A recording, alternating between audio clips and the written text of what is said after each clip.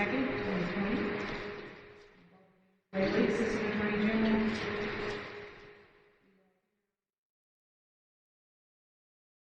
Have Detective Jeff Paul, previously sworn. That's still on the Good morning. We're going to, as we begin, we're going to listen to some police light inputs from 4 different officers. And then after that, we're going to listen to an interview with Breonna Taylor. So, beginning with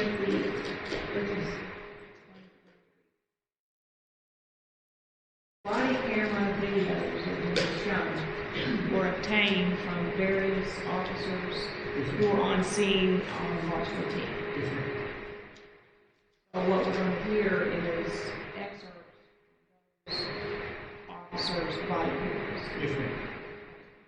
First we want to listen to is from Officer Breonna Taylor.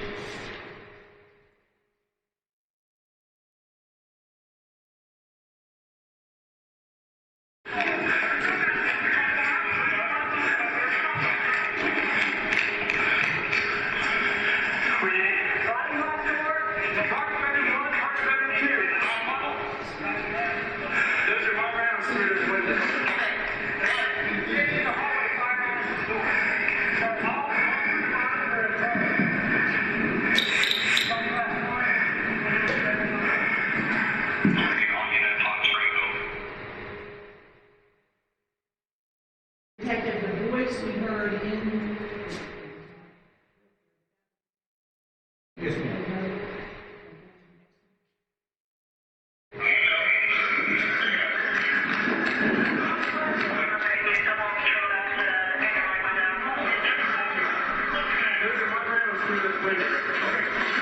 He was taken in the hallway, fired into the door. So all three monitors are sunglass one, window better than Now, at the beginning of that footage, we heard the words, those are my rounds through that window. Yes, ma'am. And who was that with? That was Detective Breonna Taylor's voice. That was off of Aaron going to the Rogers.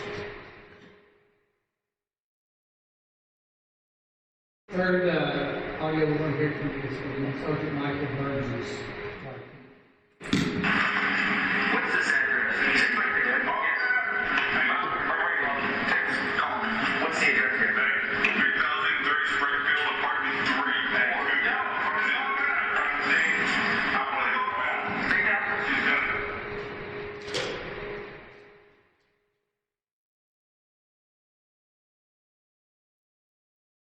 This is from body camera audio footage with Sergeant Hogan and his wife. Subject station versus Sergeant. You're all stations. Very good. So on this area, Yeah, right there. That's all it feels like. There is one there. But I haven't backed out until they get the idea in here. So, isn't it very difficult? we don't see it.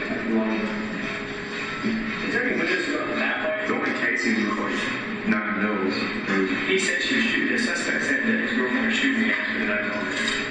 Hey, this room right here, this one right there. I'm not.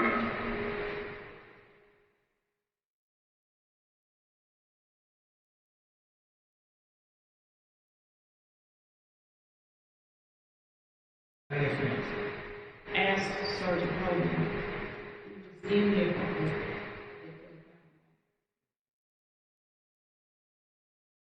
Next, we're going to listen to an interview with Detective Breonna Taylor that was conducted. What did you say you were? He was asking about if they had found a loan inside the apartment. He was asking Sergeant Hogan, member of SWAT, if anyone had found a long gun inside the apartment. Long gun.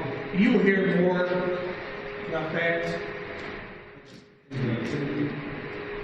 this is, We're going to play an audio recording of the interview with Detective Brett Hayes. yes, ma'am. And who conducted that interview?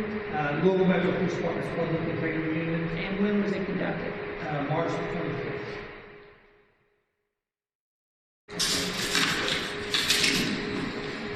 It was conducted by Sergeant Magnusky with the Louisville Metro Police Department's Public Integrity Unit. Today is Wednesday, March 23rd, 2020. The time is 15:16.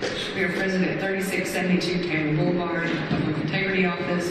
This will be a recorded statement from Detective Brett Hankinson. This statement is in reference to PIU case number 20-019. Present with me are Detective Brett Hankinson and Attorney Steve Shoring and Sergeant Jason Vance of the Public Integrity Unit. Detective, are you aware that this statement is being video and audio recorded? Yes. Does this mean it's for approval? Yes. Please say your full name and spell your last name. Brett Hankison, Hankison. What is your code number? 6150. Where are you currently assigned? The Criminal Interdiction Division. How long have you been with that unit? Since they were created maybe a few months ago. How long have you been with the department? Since 2003. Are you under the influence of alcohol, drugs, or any other intoxicants at this time? No. Are you taking any kind of medication that would affect your judgment or ability to think clearly? No. The next several statements will be in reference to the incident that you're here for, March the 13th. That's Springfield arrest. Did you sustain any injuries during this situation? No. Did you receive any medical treatment? No. What type of uniform or clothing were you wearing at the time of this incident? I was wearing an LMPD tactical vest, and I believe on the front of it says Police K9, and then I believe it says Police again. It's the heavy duty ones that we're issued. You have on the same uniform or clothing right now. I do not. Because of the statutory requirements of KRS 67C326, I'm obligated to advise you of the constitutional rights prior to making any further questions.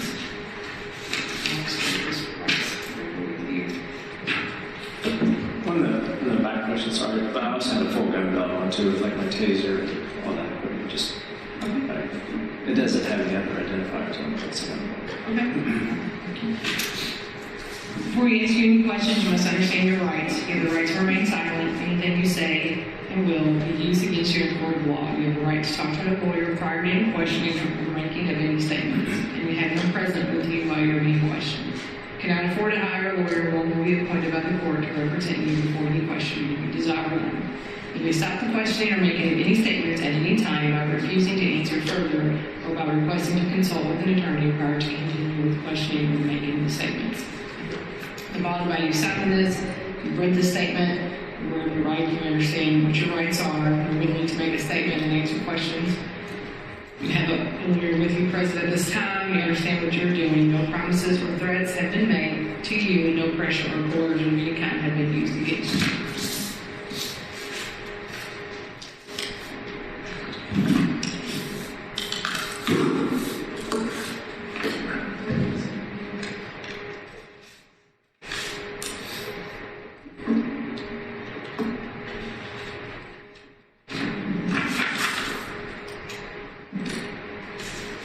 So like I said, this is about the incident that occurred on March 13th, 2020 at 3003 Springfield Drive, apartment number 4. Like in our own words, just let us know what happened, what kind of police action that you took, and you did. Sure. March 13th is actually my regular day off. We were advised earlier in the week by, I think, the place-based platoon sergeant that they were planning an execution of at least 4 search warrants on that night. The sergeant was requesting bodies, but he was also requesting narcotics canine dogs, one for each location, and whoever was available to respond to him by email. I believe I responded to him, I don't even know, a day or so after that, saying I was available, it was my day off, we went back in to do the dog stuff, make the entry for the bodies. So that's how initially I was advised, because working in different platoons were really not so much involved in other platoons investigations, I guess. So I didn't know anything about the specifics of the investigation other than they just needed a dog, which I had, and being a narcotics canine handler, and then I knew they were short on bodies, so I needed that. Met at the division that night, and I want to say it was around 10 or 11 at our office at Orange Green, the large conference room. We were briefed on the specifics, targets, guns, just the normal stuff. On the board, it was already written out for us, the address, that type of stuff, and what locations they had broken each, each location had the specific people that were assigned to search, to make entry into the search that were responsible for that residence. I think the place-based platoon had like one detective at least assigned to each place, and they were going to be the lead detective at each of those spots. So I was already on the board for the Springfield address, along with the other detectives I'm sure you're aware of, and we proceeded from the office to St. Andrews and St. Anthony. I believe it's a church that's near the corner there, and we sat up there. Somebody had already advised, had already notified EMS rather, to have an EMS wagon standing by. And I was actually, I think, the last one to arrive in the parking lot there at the church. EMS was already there, the wagon was already there, and then I think Lieutenant Hoover and all the rest of the detectives were there. They had told us previously that we were going to execute the warrant simultaneously or just after the execution of the warrants on Elliott. So we basically just listened to the radio, and SWAT was getting ready to hit those locations on Elliott, and we were to move up and do the location on Springfield. We proceeded up the hill, parked. I parked in just a regular parking spot. Some other officers had parked in the middle of the parking lot. And I parked just, I guess, north of the building, maybe 5 or 10 spots. Left my dog in the car. My dog was never out of the car. He was in his kennel. And that's commonplace. Our dogs are single-purpose dogs. They're not under patrol duties. They're responsible for narcotics detection only. So they're not trained to make entry or to chase people or anything like that. The dog is in his kennel the whole time. We line up and head towards the building, and I believe Detective Campbell, I think he was the DO for the location because I had never been there. So he showed us the building and the door. We made entry, or we made our way through the common area, I guess, of the fourplex, and past a stairwell, and then the stack kind of lined up there. I don't remember who was in front of me, but there was a few detectives in front of me. I was kind of towards the back, but it was banging on the wall or the door, both. Young police search warrant. I'm actually young police search warrant myself. I don't know if I know Metro Police or if I just yelled police search warrant numerous times. And he was actually banging, I think, on the side of the door because I think the whole building was like, it was a loud percussion. In that time, and I don't know who the gentleman's name was, I came out from the apartment directly above him. It was an African-American gentleman, maybe in his 50s. And he wondered what was going on. I addressed him because I was kind of farther back on the stack, so I could still see up the stairway to him. I spoke with him and explained, we were police and to go back in his apartment. He kind of like wanted to argue, I think, like, what is this about? I think he wanted a bigger, more in-depth explanation, but we were obviously still banging on the door. Whoever was up front was knocking on the door of the wall. And I think he went back in, but Sergeant Magley actually said, just forget it, or don't talk to him, or just leave him alone, or whatever, ignore him. Something of that nature, I don't remember his exact word. And so then continue knocking, yelling, police search warrant, and this went on for probably 30, 45 seconds of banging and announcing, knocking and announcing.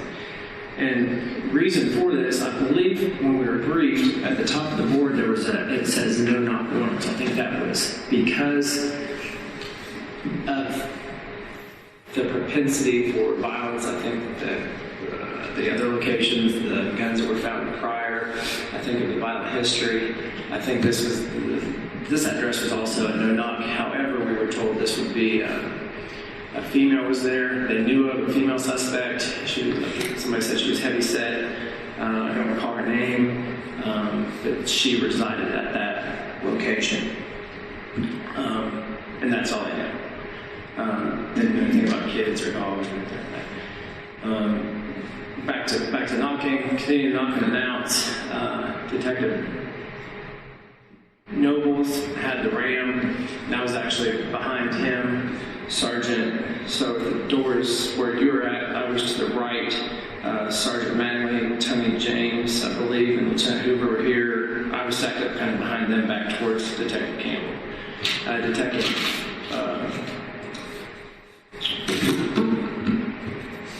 Detective Costa, I don't recall where that. I know he was beside it, sort of somewhere, but I don't remember the exact how, because it was really weird, because when you go into the door or the common area, you can't, it's not a breezeway that goes all the way through, it just goes up, so we're kind of stuck in this. People on this side of the door that usually stand, we'll have a cover 1, cover 2 on each side of the door, and then we'll have our entry 2 people that will come 1 and 2 after. We couldn't really do that because there's nowhere for them to stand on the left side of the door like we would at any other place, or at a normal, say, a regular standing room dwelling. So we were just kind of bunched up there in that little corner of the, I guess it's not really a breezeway, but that area, the common area. Detective Nobles, hitting the door with the ram, hit it at least 2 times, and I want to say the 3rd or 4th time, he hit it. You could tell it was starting to buckle, or it was buckling near the hinges, and then the 3rd time it went all the way through. The door came open, and I don't recall if the door came left or right, but I guess that's relevant. The point I'm making, he made entry. The guy with the ram will always immediately come back out. That way he's not in the way, holding the ram with nothing to protect himself, no shield, no firearm out or anything like that, because he literally is committed to the ram. So he hit the ram the 3rd or 4th time, and then he spun back towards the parking lot away so we could funnel in. And I kind of came around him. I remember coming around him like a clockwise direction, and I already had my gun out ready and had it raised, or in the ready position rather, here, like I guess 45-degree angle. And that's when I saw darkness in the apartment, but then I saw an immediate illumination of fire come, and what I saw at the time was a figure in a shooting stance, and it looked as if he or she was holding an AR-15 or a long gun, a rifle type gun. And a couple of things, I guess, my brain processed to understand that was that the large muzzle flash looked like a large muzzle flash from a rifle. The loud percussion I got from it, and then the way he was holding the gun, or it appeared to be the way he was holding the gun, like we would if we were at the range, or the best way to describe it is, to me, when I guess on my mind process it was we were at the range shooting targets, and you know how they will literally have the targets turn, and it's either a bad guy or a good guy, you don't know, and they'll threaten. And it was literally, I saw that threat, target, and then the muzzle flash from the gun.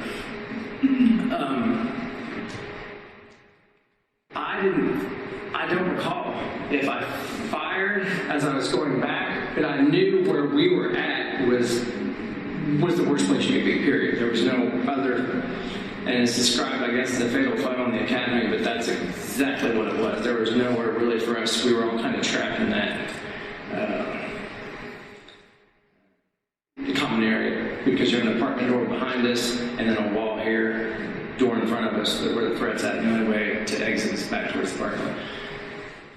So, in my mind, I need to get out of there as quickly as possible. So I spun out and ran directly back towards where we came from the parking lot area, that I guess at the sidewalk, past the doorway, or I'm sorry, past the stairwell, the common stairwell. As I made the corner to my left, because I never looked back, which may have been a mistake, but I never looked back to Sergeant Mattingly or Lieutenant Hoover. I just heard John say he was hit, or maybe someone said I'm hit or he's hit. I don't recall exactly which.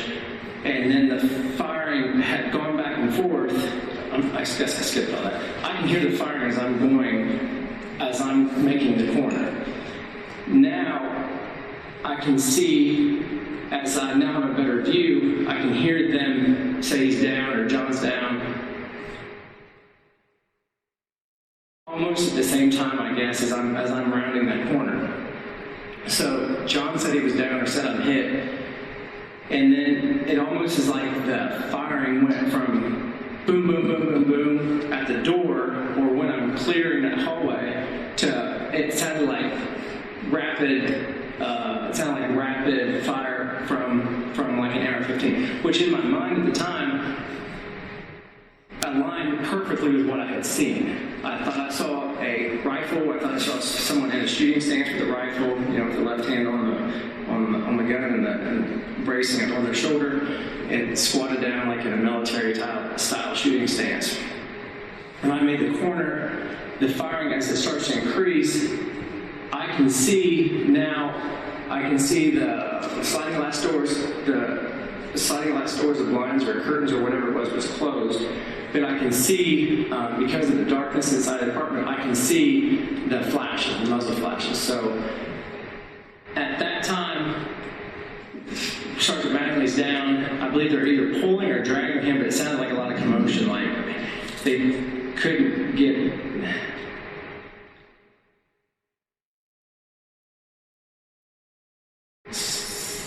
I didn't know if they were getting John.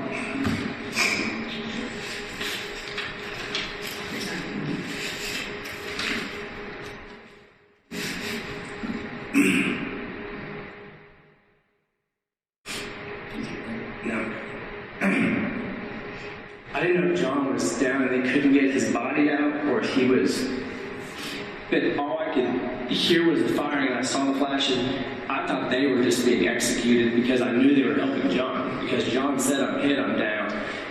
And the gunfire intensified. So I was almost under the impression at the time that they were either all getting sprayed with bullets, or as they were trying to move him out of that breezeway, he was shooting at us through the wall, or them, because I now had a shot, or I now had my only option was to return fire, and I did that to the muzzle flashes. And I want to be specific about this. I had already seen where the threat was. I saw where he was positioned in the hallway. He was at the end of the hallway, and I never went in the apartment other than I stepped a couple feet in with SWAT later, and we'll get to that, but he was straight ahead as that door came open. He was all the way back in that hallway, as if his back was to this. He couldn't go any farther in the hallway, and there would have to be a branch off to the bedrooms.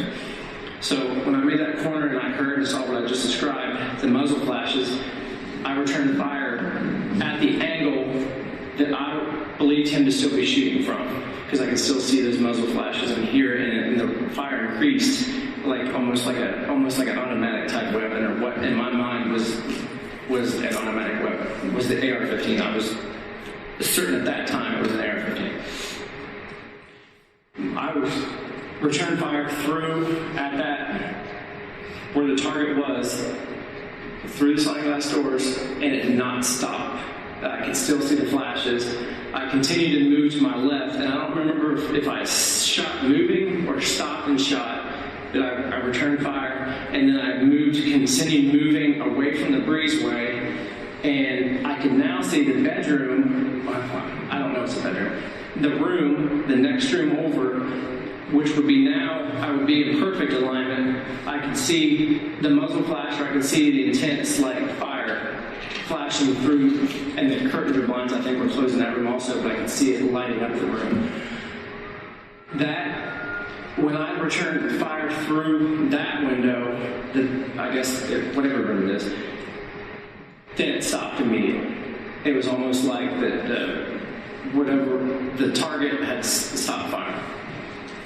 So I could see, I guess, in my peripheral, now that I'm positioned outside looking at the side of my store, that they had gotten John out, or they had doing something between some cars. I don't know if they fell or what was going on, but it sounded like a big old commotion, like of people wrestling around on the ground. So I knew there was plenty of people. There was nobody trapped back in the hallway now. I knew there was plenty of people to tend to John. I went to the primary channel. I think I might have got on the wrong channel, because I think I might have got on 3 and it was supposed to be 2, but I got on the primary channel and said a car number, and I said I need some cars to Springdale, officer had been shot. And I specifically remember that I asked for the B cars that come with, because I knew we were done, all busy tending to John, whether it be getting him out or treating him. I knew Tony had a tourniquet, or yelled that he had a tourniquet. I mean, I think Lieutenant Hoover might have said that. But I remember hearing somebody. I never even turned around, I don't think, at any point to look at them, because my attention was addressed on these 2 windows and the breezeway. I thought the guy was actually advancing, but by the way, the sound of the last shots I heard from inside the apartment, he was advancing out toward us. I was afraid, and I had a super helpless feeling, knowing that I had a handgun, and even though I had my attack vest on, and this guy had an AR-15, and he was going to, I felt pretty helpless. Like, there's no way we can challenge this guy with an assault rifle. So I watched the windows as the B cars started to approach. There's some weird fence in the middle of the parking lot. I don't know how or why, but there's a fence across the parking lot gate. And I could see the B car, hear the B car come up, and I could see his lights. And I think his name's Officer Combs, which I didn't know before this, but I told him to ram the gate. I wanted a car to come down to get to John so he could take him farther out, maybe to the ambulance. And I was super frustrated because EMS was there with us, but EMS was nowhere to be found. And so I called on the radio and said, please tell EMS to come up the hill. An officer's been shot at 10:30, and I think I said that multiple times. And then I repeated on the radio, maybe a couple times, that we need B cars with long guns. This guy has an AR-15. So I took off, or had the new flashlights we were just issued. I actually sat it on top of one of the cars and kept it illuminated on just a random car in the parking lot towards the sliding glass door, and then I moved over to cover some the other room windows. Because if that guy comes out or starts shooting back at us, I wanted him to shoot at that flashlight that didn't have me behind it, and I wanted to kind of stay hidden behind cover. It seemed like forever. I know it wasn't, but it seemed like forever. And that officer ended up ramming the gate like I told him to, and got to John. And I think I don't know, they took him farther away, or took EMS maybe to a safer location. But I just maintained a visual on the apartment, and then kind of delegated spots to the B cars that were showing up with rifles. Everybody was spaced out really good, did a really good job. A couple of guys had like tripods in their guns, and everybody got behind cover.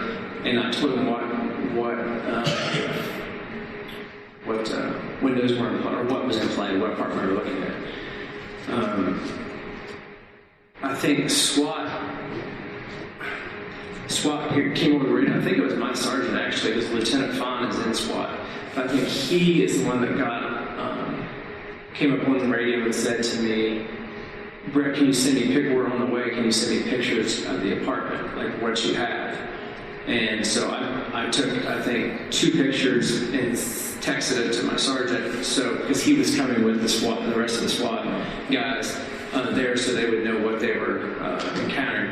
They were briefed separately from us. They were briefed at SWAT in reference to the 3 warrants on Elliott in the same block.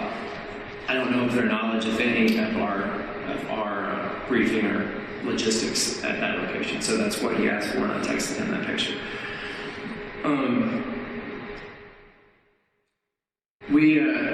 We did a call out for anybody left in the apartment or anybody who was in the apartment, and that's when a gentleman I've never seen, an African American male subject, came out. I think he had a cell phone in his hand. Came out and we did like a felony walk back, traffic stop type thing where I had him walk back. Canine officer Nemo arrived with his dog, and I think that the guy was not he just wasn't listening. He wasn't doing things that were the opposite. He just was like, it's hard to walk backwards or that kind of thing.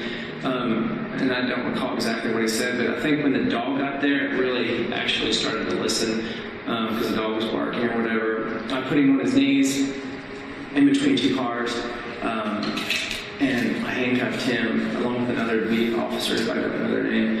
We handcuffed him. I asked him if he was injured, and he said it was not.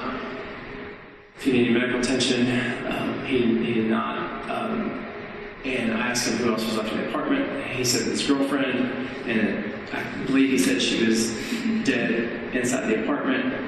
And he's asking him what was going on or whatever. And I'll refer that conversation to body cam because I think that's all on the patrol. And I don't remember exactly what I said. It was that conversation where you heard needing medical assistance, who's dead, and he said my girlfriend is dead inside the apartment.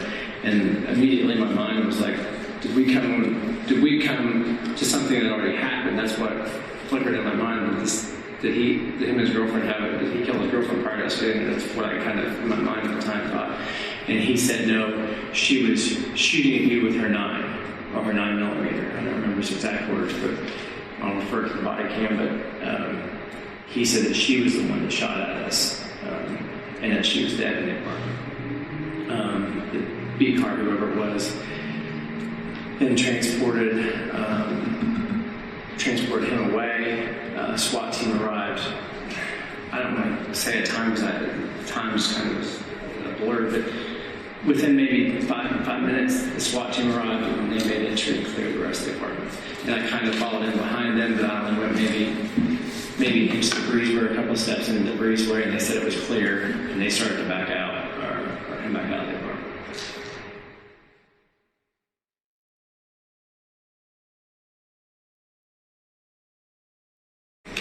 So, let's start off where you left off. You said that you came in the breezeway with SWAT security department. Did you enter the apartment? I think I took like 2 steps maybe into the apartment. Okay, were you given information related to, the apartment or occupants of the apartment? I believe somebody said there's a deceased subject here, and I could see directly where I had been prior, where I'd seen the shooter standing. There now was a female laying kind of in a slumped position, and she appeared deceased, and that was the location. But I never went up to her or made contact with her. At that point, what did you do? Just kind of go through that as far as where you went. I maybe took 2 steps in, I believe, like where you would wipe your feet off, and then I think the SWAT guy said it's clear or something. That conversation happened, and I turned back around and came back out. I never went through the apartment. Where'd you go after you left the apartment? Back out to the parking lot. Where did you go from there? I think still remained in the parking lot. I didn't get my car or anything. I was kind of maybe wandering back and forth. I think they had already had John either in the EMS or he was gone at that point. Did you take any more police action after that?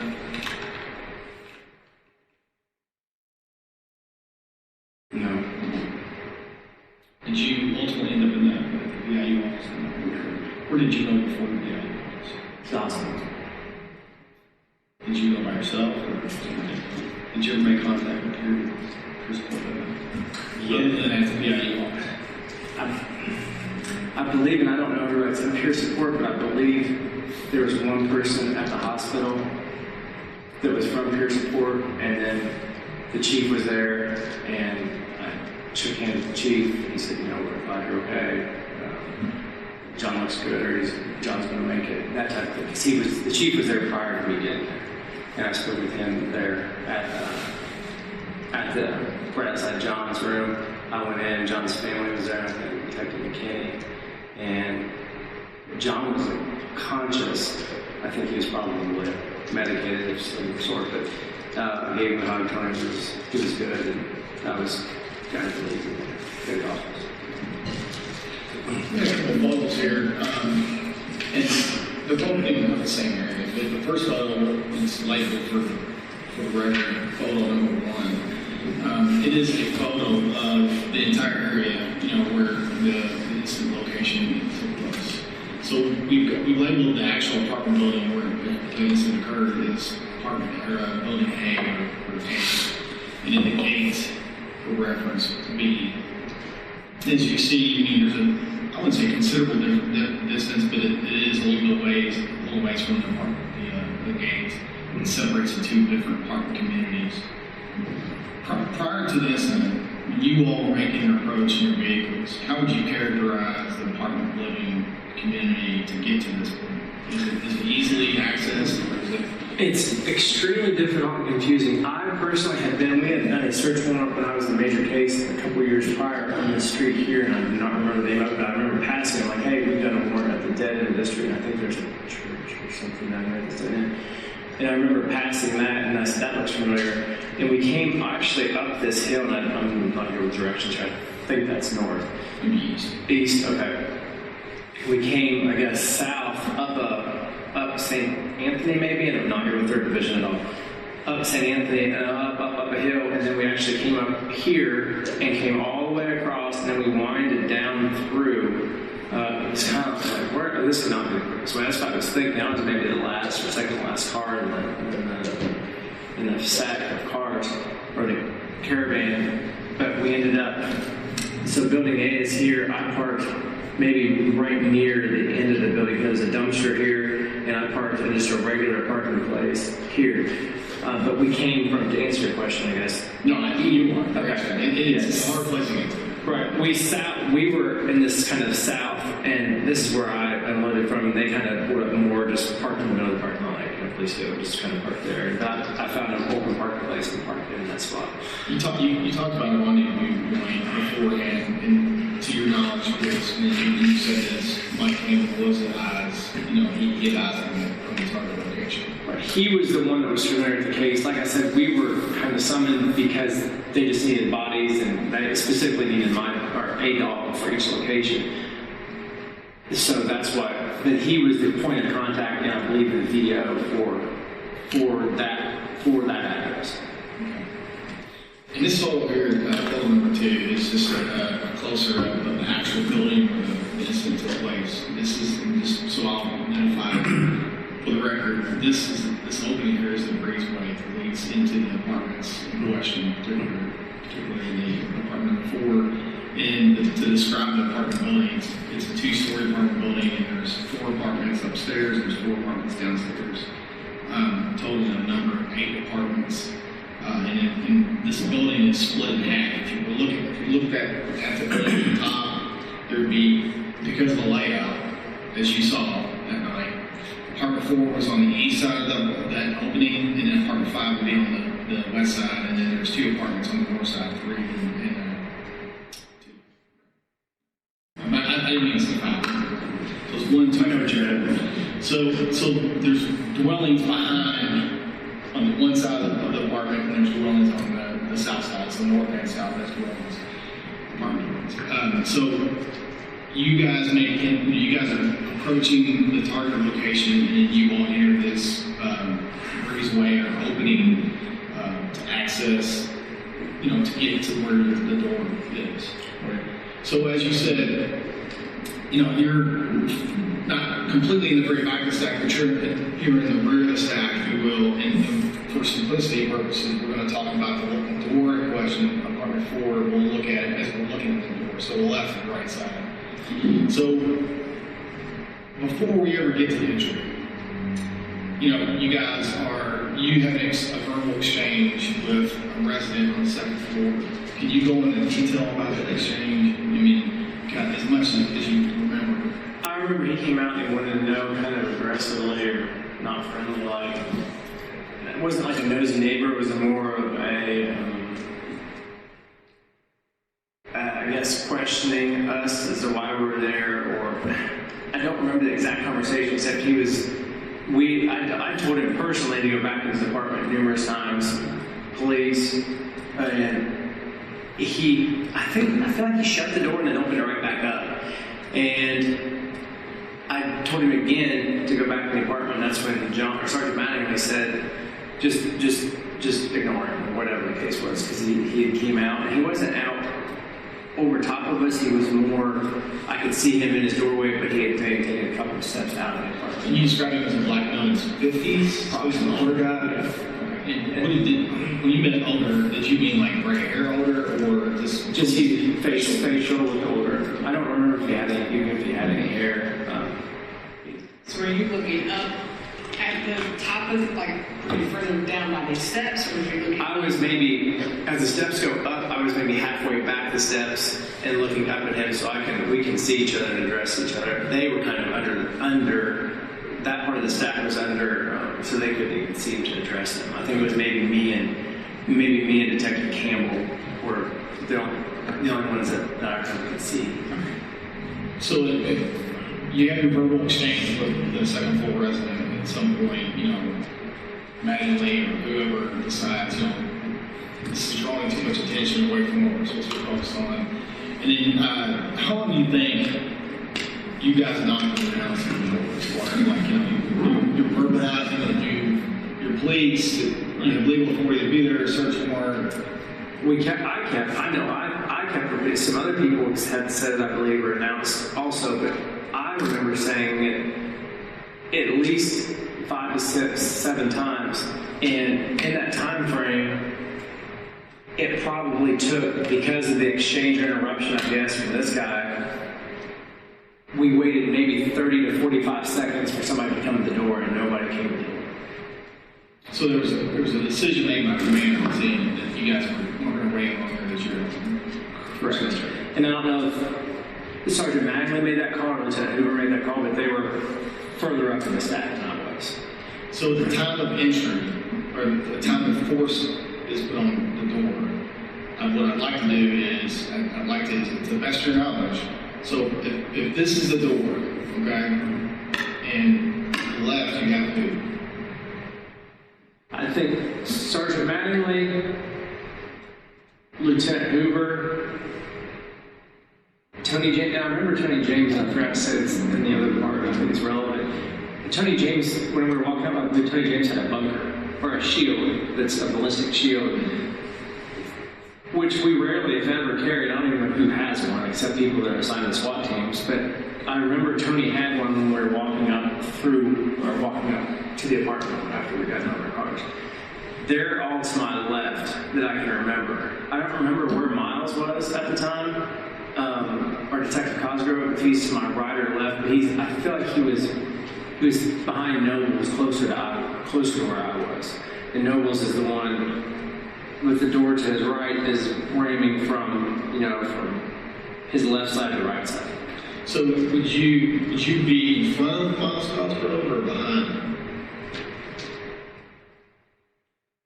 Because we're talking about 30, we'll just give it, I don't know the exact measurement, but we'll do the max, 36-inch door. So it's basically about maybe if not the exact width of this table. And we know Mattingly was on the left-hand side because he had first light, right? And Nobles had already breached the door. And the door for the door handle was on the right-hand side, therefore the hinge to swing back was on the left-hand side, so it opened right up. Is that correct? I do not remember. So yeah, we'll just say that's the way that was. So at that point, we have Sergeant Mattingly, Tony James, or Lieutenant Hoover in somewhat unknown order. And on the right side of the door, we have Knowles, who has the breaching tool, who's not armed because he has a breaching tool. And is it you then, Cosgrove, or is it Cosgrove? I don't know if we were standing beside each other, or we switched or we moved when Nobles came back, and if we moved around him. I can't say Miles was on my right or left because I don't know. So as the door's breached and it's opened,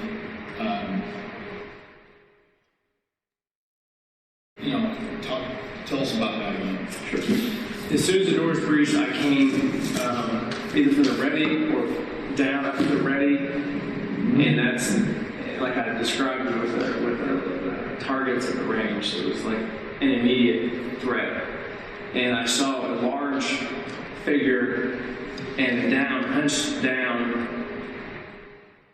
with what appeared to be a long rifle, and I saw the large muzzle blast and, got the percussion from the gun. I think that's a combination of much things. The sound had nowhere to go, and the fact that it was a direct on shot to us. So, help me understand this. So I want to state that just for a visual. So this is a door opening. We know Madden is somewhere on the left-hand side. Remember, always referring to it as looking at the door. Nobles is now done his job. He's out of the way. Are you right here next to Madden, or is it Cosgrove and then? Remember, we basically have just enough room for about 2 people. I knew John was to my left. That's all I remember. And when I came right out, if he came in as I did, or he was already standing in that light or the opening the door. So I don't remember if much, if any, from this edge of the door to that wall, if there's hardly any room at all. Maybe there was, I don't know if it's flat or there's some room for them, for Tony and John to stand off the side, so they're at least a little offset from the door. I don't know at all. So at the point that entry is beginning, you see muzzle flash and what you think is a long rifle point edge. A large figure in the shooting stance with a rifle. And could you tell, who or what that figure was? Or did you assume that it was a person? Or? It appeared to be a person, but like I said before, it was dark in the apartment. So I think when I got that muzzle flash, it illuminated maybe the silhouette of all I could see was a fire from the muzzle, and I could see a large figure, but it appeared to be in a military style, like shooting stance. Like it was just, they were waiting on us to get that last few hits in and get the door up to fire. So at that point, and again, I want you to correct me if I'm saying something that's not right. At that point, you said you referenced in what you said earlier. Are you aware or not aware that Madden has been shot? You just know that the threat's being used against you. I saw the threat and heard it, but like I told you, I knew we were in a crappy position where we were at because we could not get off the sides or get out of the line of fire easily.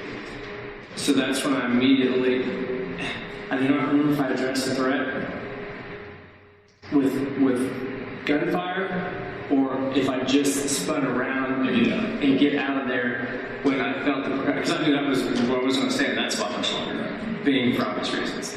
And as I'm clearing, coming down the breezeway, I either hear mention of, like I referred to earlier, somebody or John said I've been hit and they were down. So at that point, you know that a threat has been used against you, and now that an officer has been shot. Correct. I knew both those things prior to making this corner, I guess, on the packet. So you come out, and then, for a visual, and for me, you have the stairwell that's open, and what I mean by open is that there's metal steps that you see through, and you now come up to this point, which you can't see it from the shadow in the picture, but the staircase comes down, and are you standing right here? I'm not gonna let you. I made this corner, and I don't even know what this thing is right here, but this is it's kind of hard to see because it's a satellite picture, but this is like a handicap. And there's not much of it. Maybe a single step down, but you can see right here, and then this is the sidewalk. And this is just like a void area, like maybe they had some like decorative rock or some landscape rock or whatever. So, again, this is just on memory. Are you more like right here as this is after what you just stated.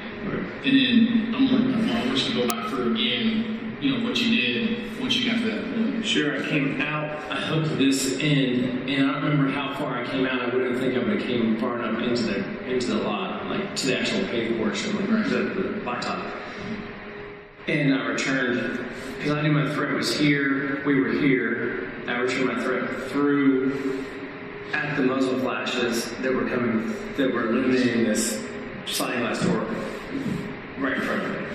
So when you're standing, you're literally, I mean, when you say right in front of you, it is literally right in front of you, like it's the sidewalk is attached to the patio that we're speaking about. Okay.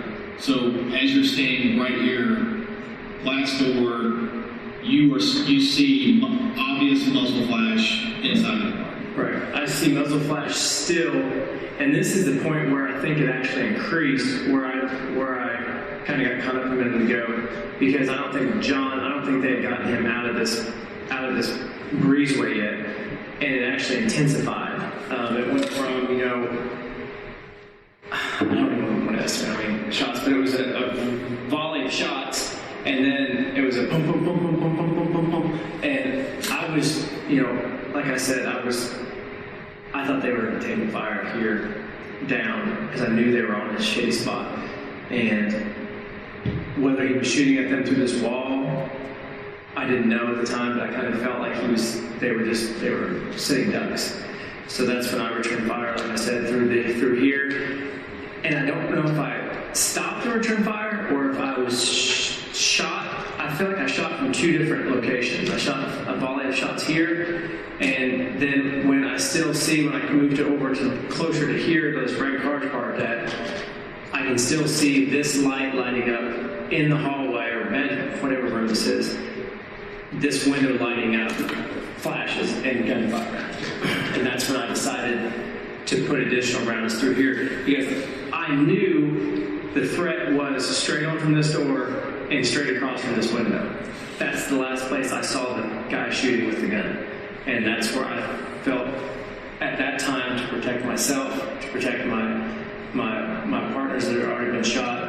I returned fire through the window. And as soon as I returned fire through that window, the threat stopped. The gunfire stopped.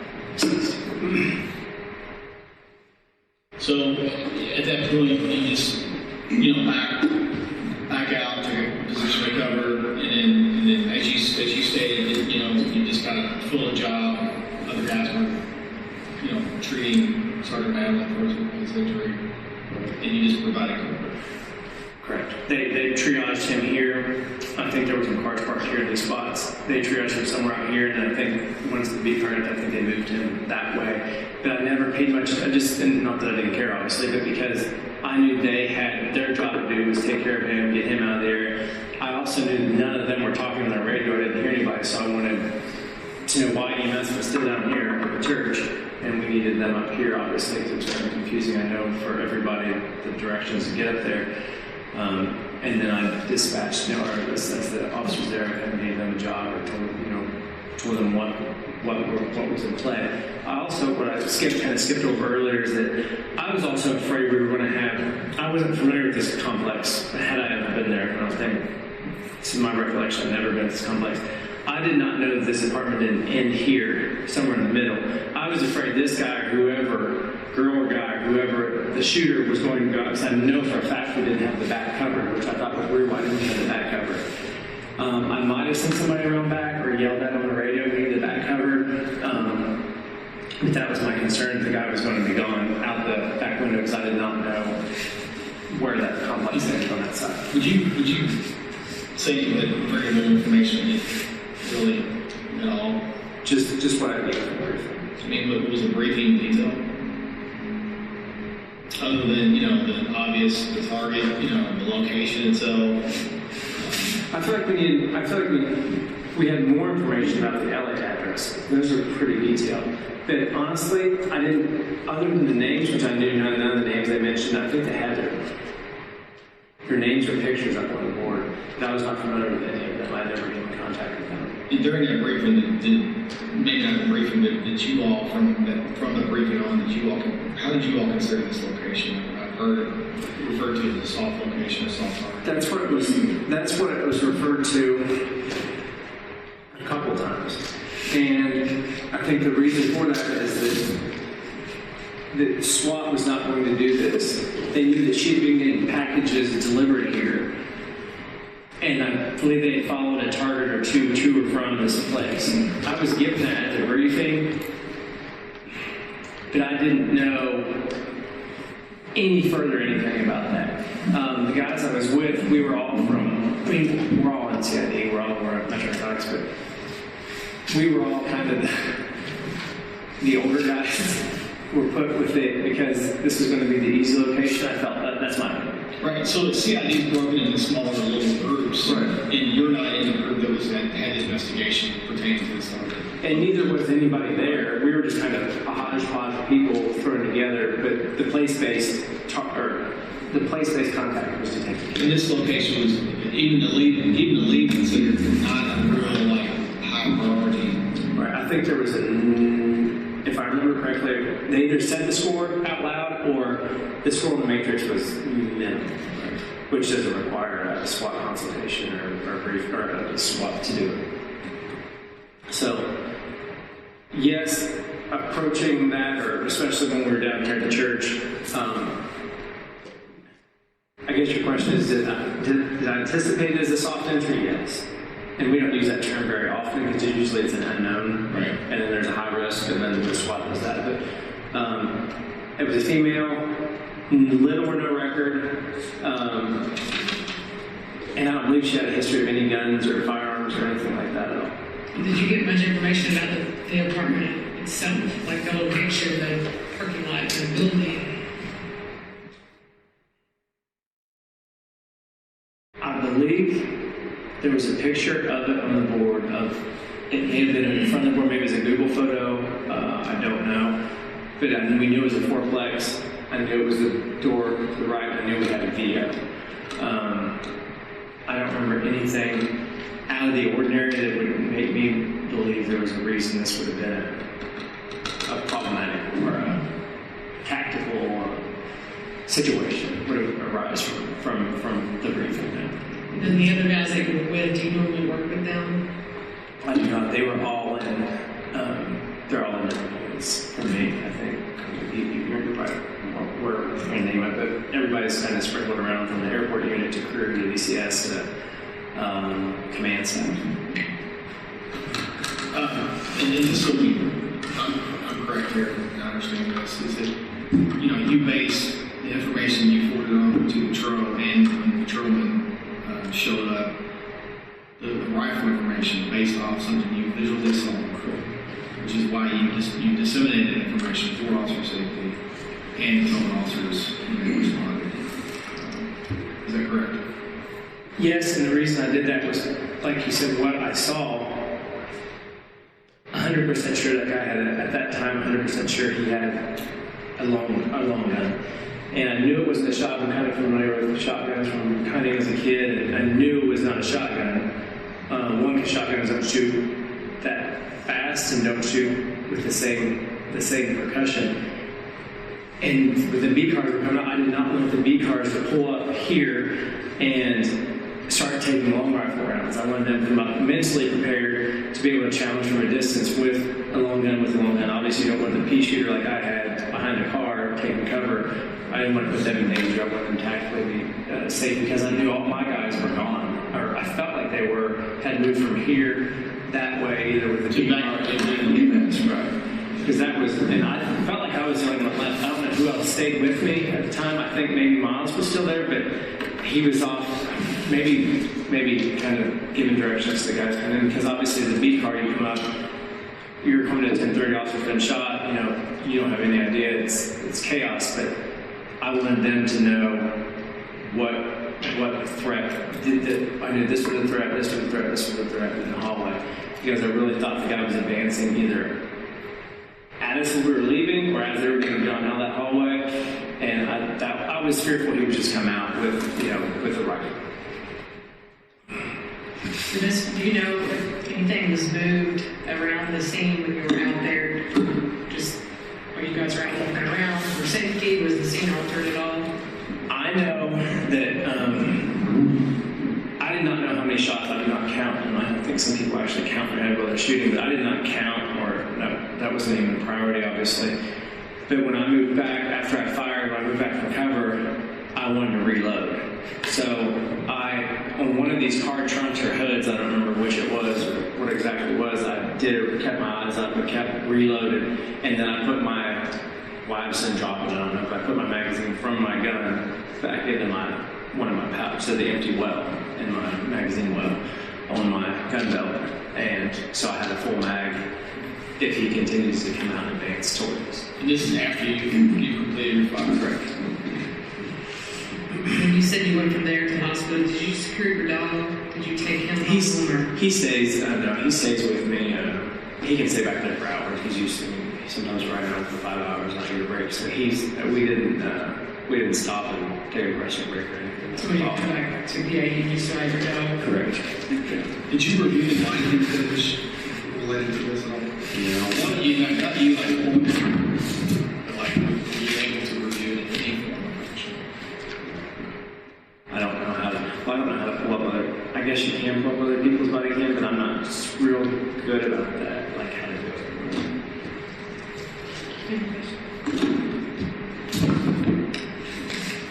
Is there any questions we've not asked you or any other information you have that may be beneficial in this case?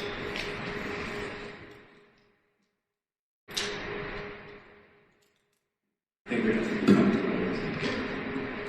Is there anything you want to state for the record before we end? Is everything we talking the truth to the best of your knowledge? End statement. 1612. Detective Fall, from what we just heard there, in the interview with Detective Hankinson, to reiterate, Detective Hankinson said that he saw the figure at the end of the hallway with an AR-15. Yes, ma'am. And that was one figure. And he also, did he say that he didn't know whether the door opened to the left or to the right? Yes, ma'am. Then he moved around, he said, to the front of the sliding glass door, where he said that he saw muzzle flashes through that sliding glass door Yes, ma'am. with the vertical lines and the purples Yes. that we saw yesterday. And then did he say that he returned fire through that sliding glass door at the angle where he had seen the shooter at the end of the hallway with the AR-15? And then did he say then that the flashes continued and that he moved down to in front of the bedroom window, fired and saw flashes through that bedroom window, and that he kept firing through that bedroom window, again at the angle where he thought the AR-15 was.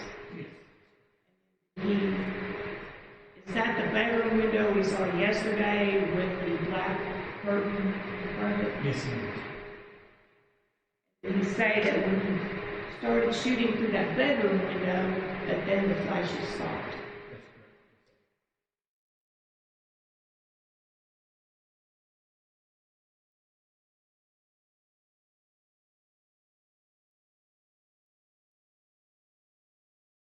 That's correct. Did you say both of those, the sliding glass door and the window in the back had black curtains?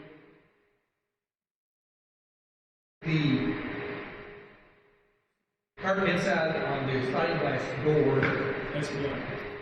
sliding glass door, it has a curtain, a full-length curtain, and vertical lines behind the curtain. The bedroom window there is. And I'm trying to see the color, so because that black window, that black curtain that she has in the back is specifically so you can't get in the light. Like I said, the curtain in the window is black. Yeah. The curtain in The front. sliding glass door is not black.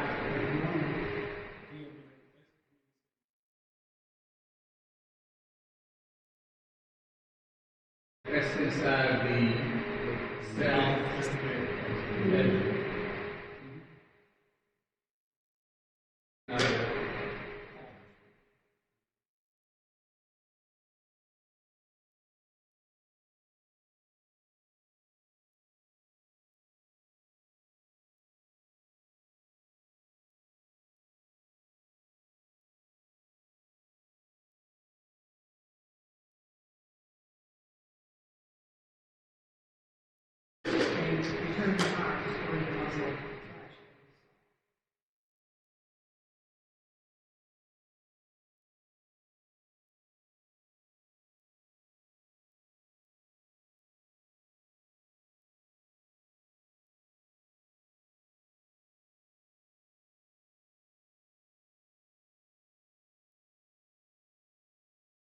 in his car outside.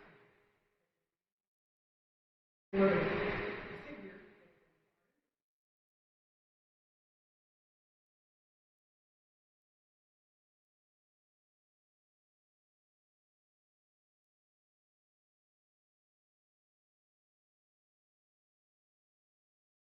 He could have been standing out here, firing at the sliding glass door. Said, aim toward the end of the hall, and it just, he got there. Yes, sir.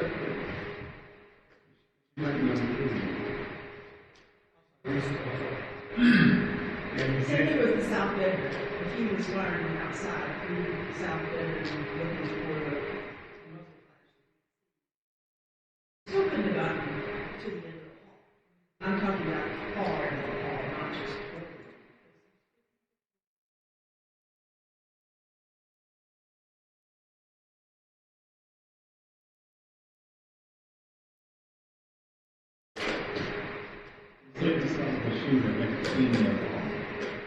Say again, sir. You say that you saw the shooter in the space at the very end of the hall. That's correct.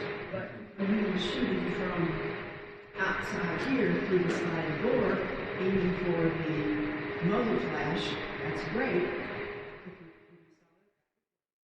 And he said he saw the muzzle flash through the bedroom window here, and he shot there. But he also said both times that the figure was at the end of the hall, and he didn't shot from out here and got here.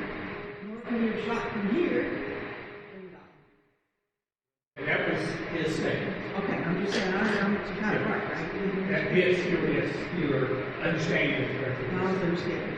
Another thing, why was he read his Miranda rights with such intensity? Nobody else had had their Miranda rights read to him with such intensity. Yes, it is confident. I can't speak to that. All of them have their right. They worked on his Miranda rights over and over. Questions? There are any bullet holes in the living area wall?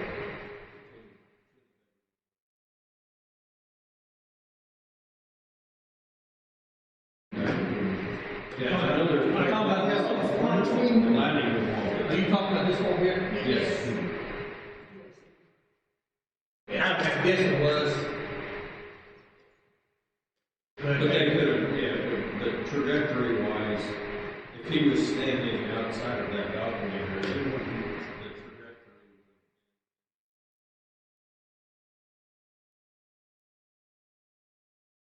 There would have been, there would have been long furrows, I guess. Remember, he says he was here. He was over here. Yeah. At some point, we still got earlier, or at some point, this is part of the big picture. Maybe at some point, higher for this general area, taking houses. Well, what I'm saying is, if he was shooting from,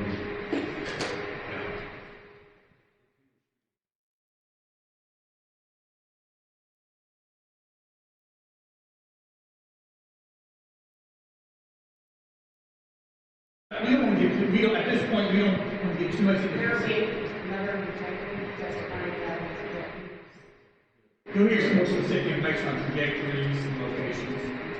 We're going to take a look. Yes, sir. Do I understand that this is the first account being at the Broadway? I believe you're correct with that point, yes. All other accounts, it's just your mailing and Transcript. I believe you're correct, yes.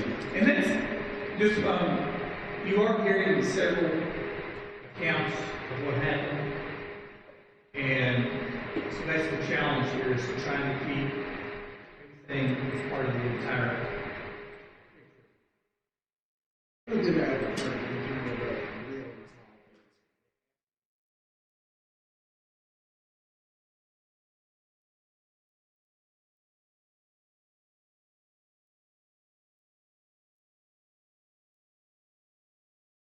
mentioned that there was someone like here person. I believe after the shooting incident, little provides a peer support group to the officers involved in this. Right, but it didn't sound like he just, He doesn't reference that. yeah, that's what I was just, he spoke his chief. Yes, sir. According to him, he's standing next to Hosgrove, Cosgrove. Cosgrove says to me, this guy's kind of standing next to him. They don't know they're standing next to each other. But all I have is Cosgrove and this guy right here said that they saw a shooter in his stance at the end of the hallway. That would be a question of deliberation. Some of these questions that you have for us, we just can't answer. That is part of, you have to listen to the statements by the officers, kind of put it together in your mind. Well, then, that's only part of the question. The next question, the same question is, one of them said that they were the first person in the door right behind that one. Well, this guy says he was the first person right behind that one. If everybody just be like this and look down through the door, because ain't no two people gonna be able to get through that door at the same time. I'm not saying that they doesn't both see it, but one or the other have to be right behind the other one to be able to see the shooter stand. And both of them said it. Well, You have to judge the credibility of these interviews, of these statements made, these interviews.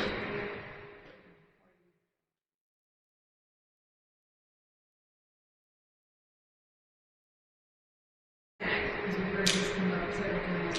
And when they get to it later, is there, in any of the evidence that you're presenting, is there ever an official stack that was laid out in their plan that will be provided, or is it all based on their accounts?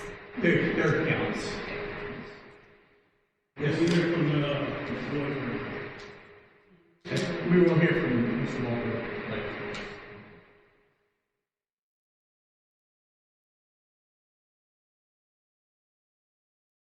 He mentions that, he said it was unusual for Yeah, for the the shield. shield to be there when there wasn't SWAT. Is that normal? Is that his own personal shit? Detective James carried it that day. I don't know what's normal for LOPD, but what we do know now is, what we've heard is Detective James had that shield.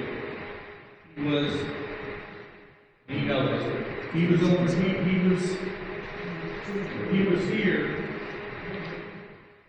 Nah, he was right. That's what he This is said. Detective James here. The dude with the shit. He was in the skin on there. He was here. He was second. He was his second. But that goes back to the different accounts of the side. But the shield was not put in place specifically, from what we've heard so far. It was just that he had stated that he didn't, he thought it unusual that there be Yeah, and that's what he said, just a SWAT. And I don't know, we don't have this information, I don't know if at some point in the past, Detective James has been on SWAT, we don't have that information. I don't know why Detective James is on SWAT. We can't speak that, we won't give that information specifically.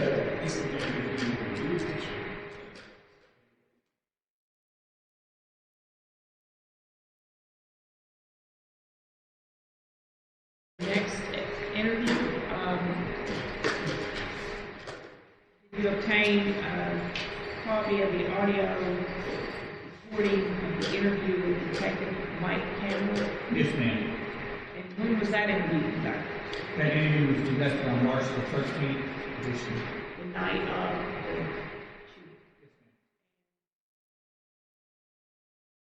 That interview was conducted by Sergeant Anthony Wilder and Sergeant Omar Lee of the local Metro Police Department's Public Integrity Unit.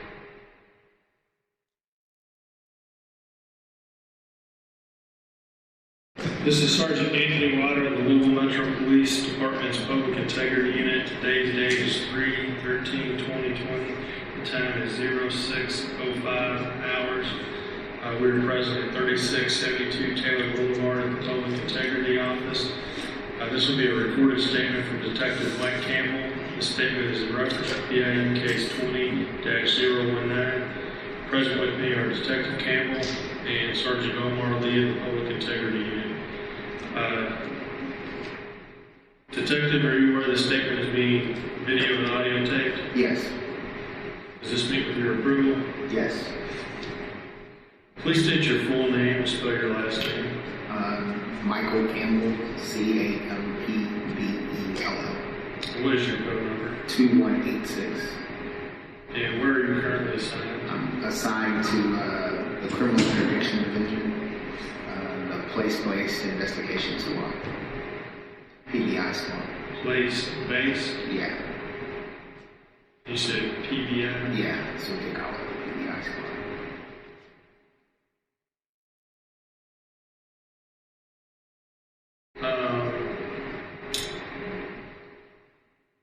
I know this unit, a division, was recently created. How long have you been in that unit? Since January.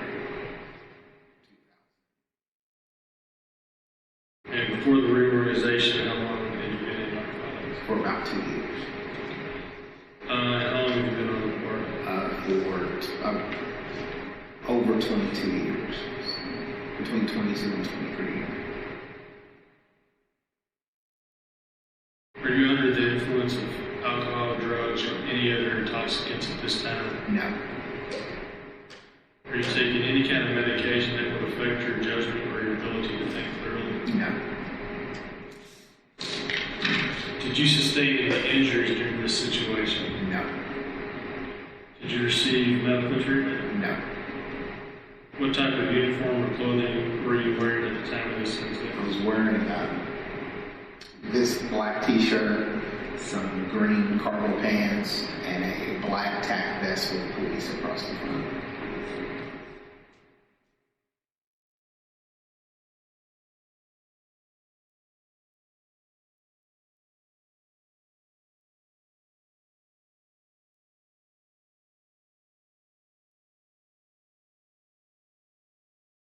And with the exception of the tack vest, are you wearing the same clothing right now? Yes. Because of the statutory requirements of KRS 15.520, I'm obligated to advise you that this is a criminal investigation, not an administrative investigation. However, you are not the subject of this investigation. Knowing this, are you willing to give us a statement at this time? Yes.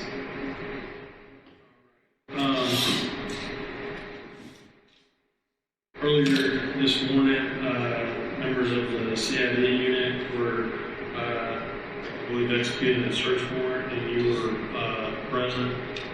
Yes. Just in your own words, if you could just start where you think the logical starting point is, and to describe everything that happened tonight, and just kind of walk us through what you witnessed. We were executing a narcotic search warrant at 3003 Springfield Drive, apartment 4. I was going to be the verification officer, so prior to the other detectives getting to the location to execute the search warrant, we were attempting to do simultaneous search warrants on Springfield Drive and on Elliott Avenue.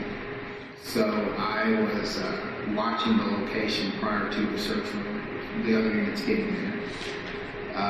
As they executed the search warrant on Elliott Avenue, they came down the hill on Springfield Drive. I pulled in behind the train of cars. We exited the cars. We walked up to apartment 4, the door of apartment 4. One of the targets of the search warrant, the main initial target of the investigation, the main target of the search warrant, I believe was at Elliott Avenue. We knocked on this door repeatedly. It was dark. We knocked on the door. You can see there was a light on, like a television or something on in the living room. You could see it from the outside window, sliding over. We knocked on the door. We announced police multiple times. We paused at the door. Everyone's paused at the door. Then when they decided to breach the door, they hit it. I believe Mike Nobles was on the ram. He hit the door 2 or 3 times. I believe it was 3 times, and the door popped open. And as the door popped open, we began to receive shots from the inside the apartment. I was the last person back. I was the last person in line. I couldn't see the person shooting, but I could hear the gunshots, and I could see the reaction of Sergeant Magnan. And so we started to pull back. I moved to between the 2 parked cars facing the breezeway, where I could see the door and both the sliding glass door that faces the parking lot and the opening of the door to the apartment. Everybody else starts running back, trying to get to better cover. Lieutenant Hoover was dragging madly back. There were several gunshots. Lieutenant Hoover was dragging madly back because he had suffered a gunshot wound to the upper leg. We stopped briefly between the cars. They tried to get a tourniquet on Sergeant Magnan. Then we moved, and there was a white SUV parked in the center of the parking lot. That wasn't ours, but it was parked there. And Lieutenant Hoover and I believe Detective James, and Nobles, Detective Nobles moved Sergeant Magnan behind the vehicle. The truck that's parked in the middle of it. It was better covered. They applied the tourniquet. I held my attention on the window and the door. You could hear somebody in there.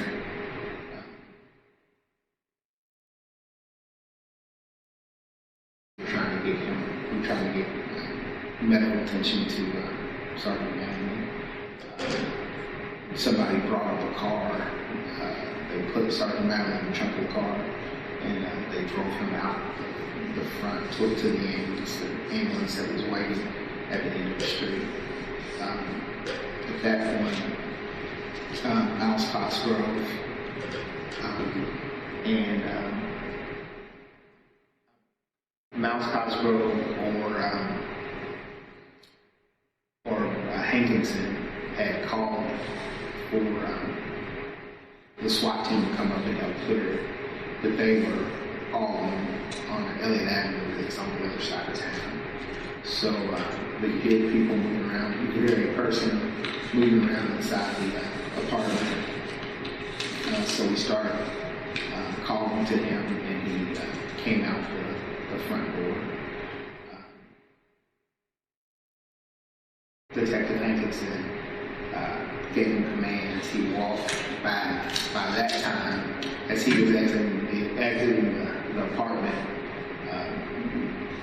several patrol uniform officers were on the scene by that time. Got him back, handcuffed him, and then they moved him to a marked car.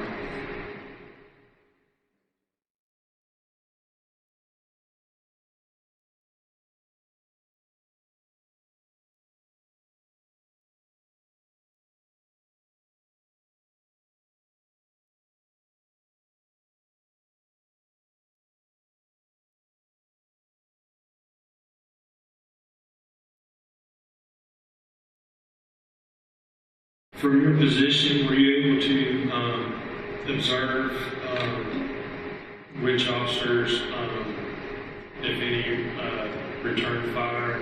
No. I was on the back edge of the building, as in the breezeway. I didn't see when the sheriff. I could see what I thought were rounds coming out. I was in a bad position, so I backed up between the cars, so I don't know for sure who actually returned fire or not.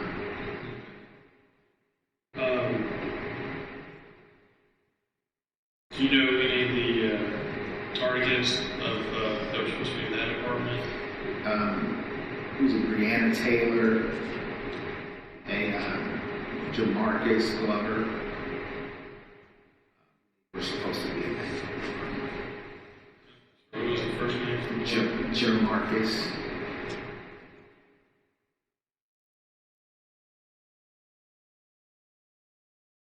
During the course of our investigation, which was a narcotics investigation, we saw Jamarcus was observed picking up packages from that location. He used that location as his address on some other documentation.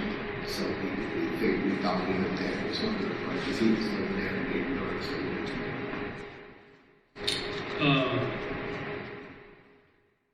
Approximately how many shots do you think maybe were fired from inside the apartment? I had no idea. Several. It was just a lot of gunfire.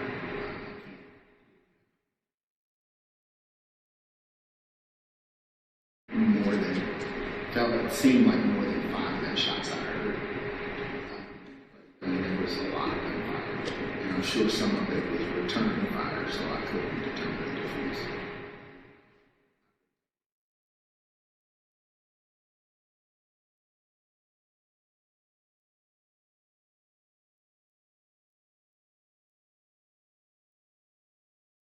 Do you know where Sergeant Madden was positioned at in the stack when they were breaching? As he was like in the one spot. He was going to be the first person through. So when the door popped open, Madden was in the doorway.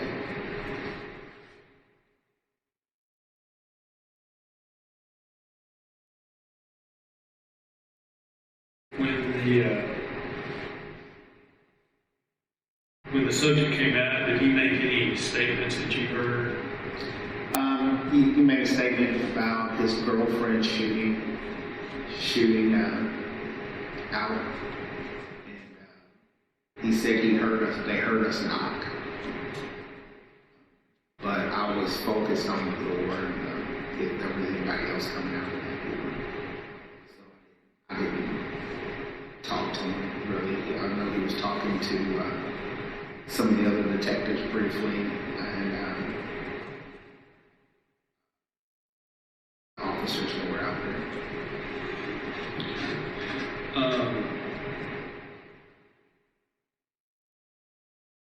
And once this kind of situation calmed down and the scene was considered safe,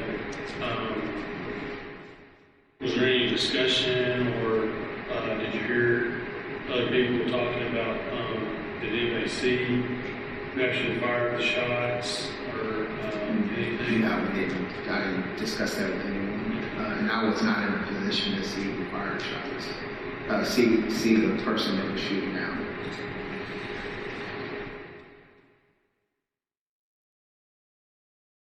Sergeant Lee? Yeah. I'm a little slow, so I apologize. But on the stack we are going in, how many was in the stack? There were 7 of us total. 7 total out there. Okay. So 7 total. And there was 4 in the stack to make entry. And you're talking about door. So what I got to see is door number 4. Door number 4. And it's under the staircase. It's under the staircase. As you walk into the breezeway, it's so on the that's right. the breezeway. The staircase is to your right. It's underneath that. Mm-hmm. So you're under the stairs. Were all 7 of you kind of in the stack, or was it a few in the stack, a few in the back, a few in the front? Yeah, I was walking up, and we had stopped in the breezeway, so we weren't bunched up real tight. We were spread out. We knocked on the door. We were doing several warrants tonight. This one was going to be, we didn't think the target was there. This one was going to be the easy one. Gotcha. So who knocked at the door? Sergeant manually knocked repeatedly. And we announced police. People were, other detectives were saying police. Knocked, and we were really loud. So we knocked and announced that we were the police multiple times. And then who do you call was number 2 in the staff? So the person with the ram was Nobles. Hoover was up close, so he's probably the third or fourth person back. Magley was at the door. And then I was the last person, I believe. So in there had to be Tony James and James is in front of you. Yeah, and closer to Magley had to be Miles Cosgrove. He's probably three. If Hoover was 4, Cosgrove was 3. But I was the last person. Not completely. I can't. I got you. Right down. Yep. Been in some of those stacks, can't remember them all, just kind of trying to paint a better picture. Hoover was kind of close up there. I was almost to the edge of the building. I was just in the breezeway. And then, so you're basically at the end of the steps. I'm at the end of I was just inside, like at the end of the steps, where I can just see in. And you could, so when you said you did your shooting, once the door. So the door pops. So they hit with the ram. So it takes 2 hits. 2, maybe 3 hits. Okay. Door pops open. Door pops open, and you could distinctively tell that there was going to coming from the inside.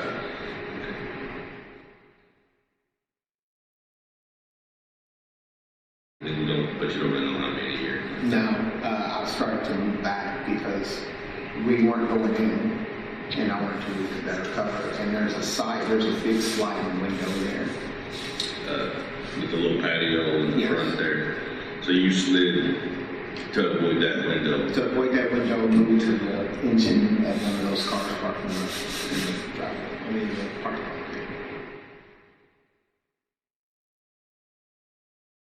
To cover behind the car. Actually, I slipped. I think Hankinson tied up and we slipped and Magley's being pulled back. Do you know where Hankinson was? Front, middle, back of the stack? He was probably in the middle something. He was in front of me, so when we all started pulling back, I thought he was in front of me. Back, heading back there.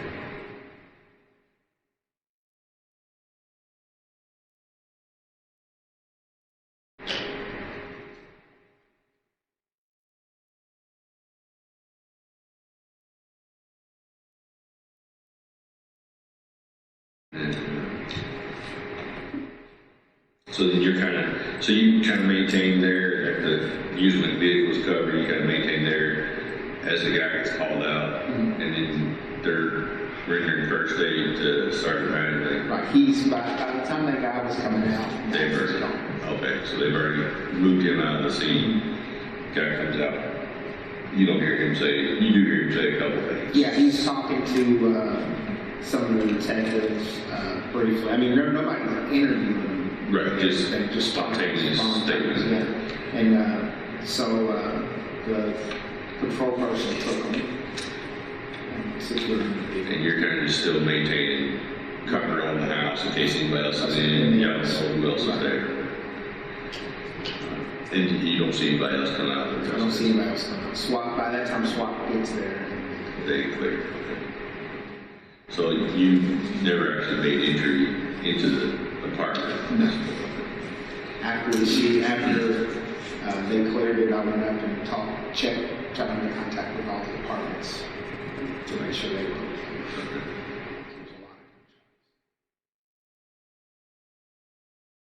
In checking the other residents to make sure they were okay, did any of them hear anything or say anything that we need to go back to follow up on that you can recall? No, they just said they heard shots, a bunch of shots. I talked to the people on the second floor. I believe Luke Vaughn talked to people. Sergeant Vaughn talked to people on the first floor. He had gotten there by that time. So you got there as a SWAT commander, the sergeant on SWAT? No, he's sergeant on box. Oh, is he? Okay, I'm sorry. I thought he was in SWAT. He is. Oh. But he was. Gotcha. Yeah. 2 rows. Yeah, but I think he was on the other ones. And he had gotten out there about the same time as SWAT team got there. So this was a kind of trying to hit 4 different targets? 5 different targets. Kind of simultaneously? Or? Not close together. There was 4 spots on Elliott Avenue and this spot on Springfield Drive. And I'm assuming because you're trying to hit them all simultaneously, they're all kind of connected within the drug trade. Yes.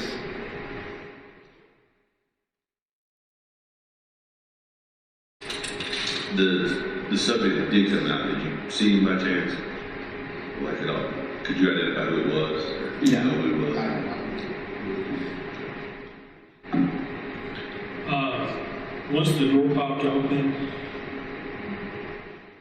was there an opportunity, and you may not fully know this, the way I'm going to ask it, but was there an opportunity, or did you hear anybody give any verbal commands to anybody as far as to, show your hands or anything like that? As soon as the door popped open around. Okay. It was like pop, and then pop. It was like boom, pop, pop, pop, pop, pop.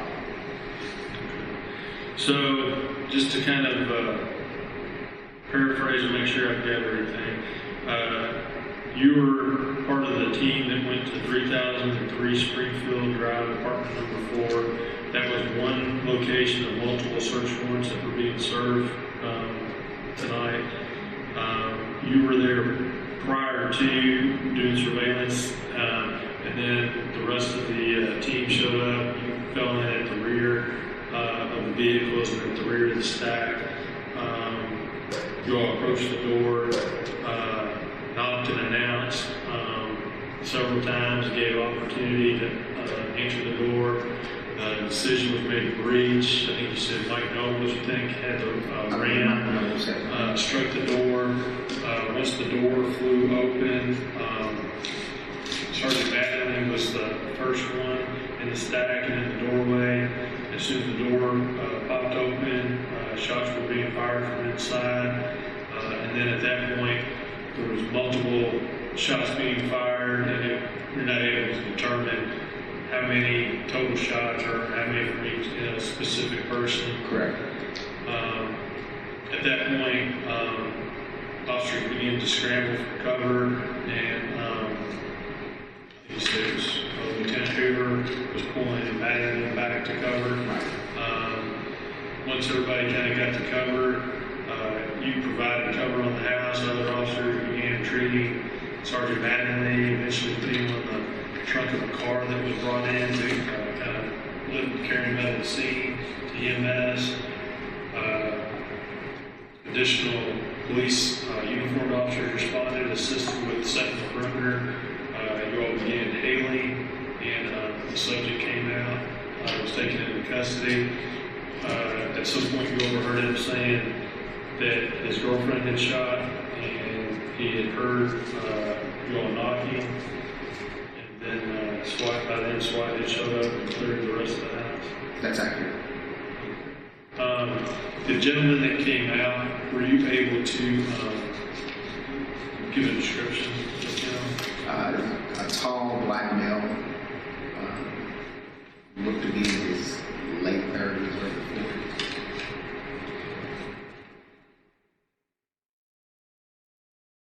Do you recall was clothed, he was fully clothed, but I don't recall anything in particular.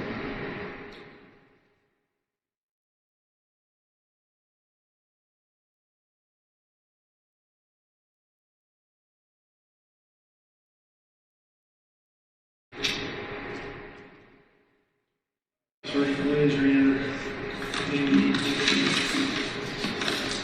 I thought I had a follow-up, but it slipped my mind, so I'm gonna say,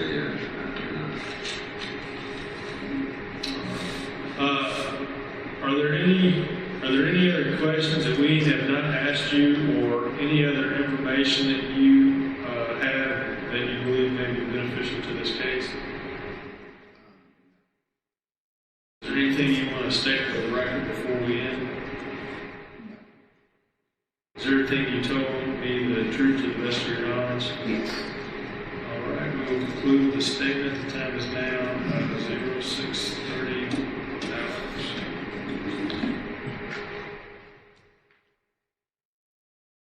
You don't have any questions for Yes.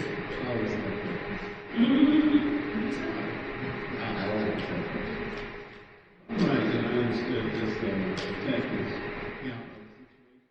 he's in the back of the staff.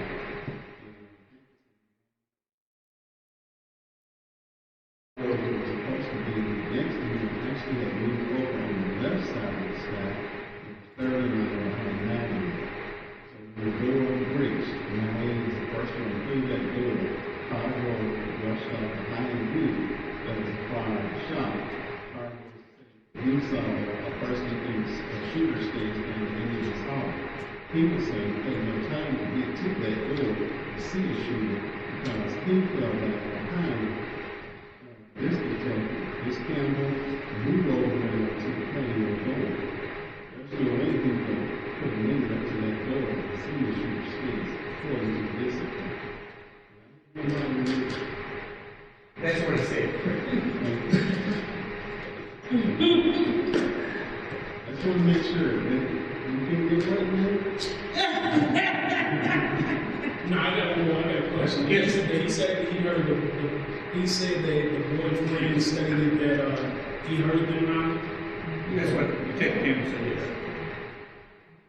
Several times.